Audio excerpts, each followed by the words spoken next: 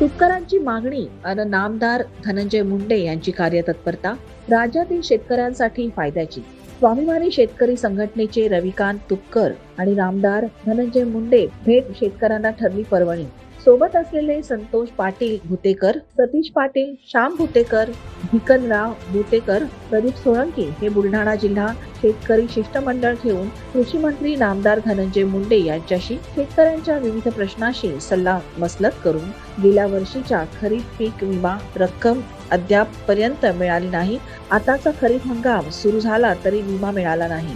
सध्या खरीप हंगामातील पेरणी लागवड सुरू आहे. खते बी बियाणे याबाबत राज्यात होणारा तुटवडा, बोगस खताची विक्री, ललितींच्या माध्यमातून अतिरिक्त खते शेतकऱ्यांच्या माथी मारणे. बुलढाणा लोकसभा निवडणुकीत दुसऱ्या क्रमांकाची मते घेऊन हाती आलेला विजय डोळ्यांनी पाहत असताना रविकांत तुपकर यांनी खचून न जाता बुलढाणा जिल्ह्यासह राज्याच्या शेतकऱ्यांना दिलासा देणारे मुद्दे हे कृषी मंत्री महाराष्ट्र राज्य नामदार धनंजय मुंडे यांच्याशी थेट संपर्क करून यश मिळविले.